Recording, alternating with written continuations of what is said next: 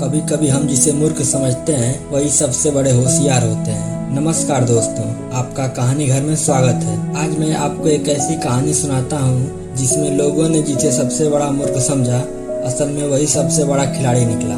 बात एक पुराने दरबार की है। उस दरबार में एक मंत्री हुआ करते थे। भाई उनकी बात ही कुछ और थी। राजा कोई भी बड़ा फैसला लेने से पहले उनसे एक बार जरूर पूछते थे, मतलब हर समस्या का समाधान उनके पास होता था।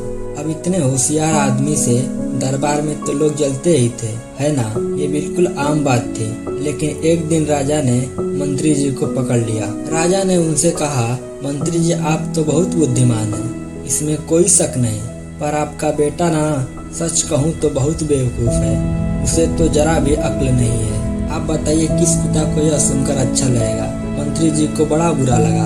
उन्होंने कहा, महाराज आप बताइए ऐसा क्यों कह रहे हैं, मेरे बेटे को आप मूर्ख क्यों समझते हैं। राजा हंसे। उन्होंने कहा, रोज सुबह जब मैं लोगों से मिलने बाजार जाता हूँ तो वहाँ आपका बेटा भी आता है।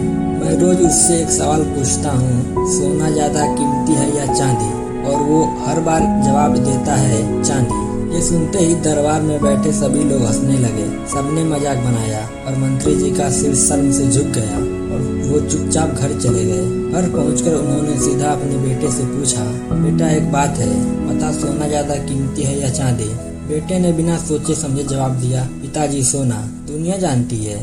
मंत्री हैरान होकर अपना सर पकड़ लिए। उन्होंने कहा, अगर तुझे पता है सोना ज्यादा कीमती है तो तू राजा को रोज क्यों गलत जवाब देता है।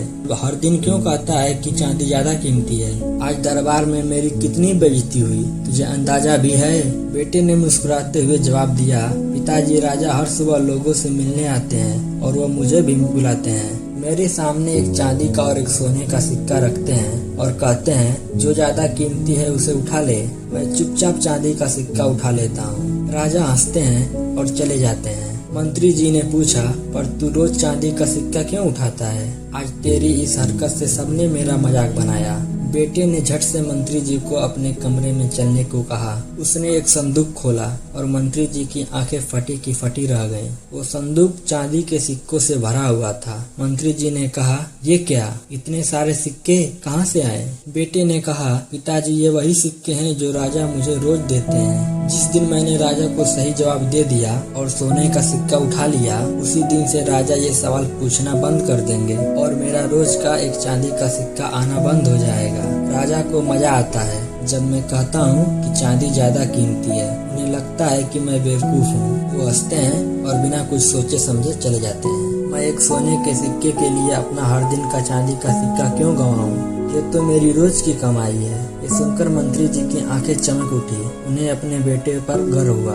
दोस्तों देखिए बात कितनी गहरी है। दुनिया जिसे मूर्ख कह रही थी वो चुपचाप अपना मुनाफा बना रहा था। उसने एक पल की वाहवाही के लिए अपना लगातार का मुनाफा नहीं छोड़ा। आपने भी अक्सर देखा होगा कि कुछ लोग छोटा सा काम करके ढिढोरा पीटते हैं, पर कुछ लोग बड़े बड़े काम भी चुपचाप करते रहते हैं। अगर आपको पता है कि आप क्या कर रहे हैं और आप सही रास्ते पर हैं तो दुनिया आपको पागल बोले या बेवकूफ कोई फर्क नहीं पड़ता, क्योंकि दुनिया अक्सर उसी को पागल कहती है जिसे वो समझ नहीं पाती। अगर आपको इस कहानी में असली समझदारी दिखाई दी है और आपको लगा है कि ये सीख दूसरों तक भी पहुंचनी चाहिए तो वीडियो को लाइक करना मत भूलना। और हाँ, अगर आप कहानी घर परिवार का हिस्सा बनना चाहते हैं और हर हफ्ते ऐसे ही मोटिवेशनल जबरदस्त कहानियाँ सुनना चाहते हैं तो चैनल को सब्सक्राइब जरूर कर लेना। मैं मिलूंगा आपसे अगली बार एक ऐसी ही शानदार कहानी के साथ। तब तक के लिए मुस्कुराते रहिए और सीखते रहिए।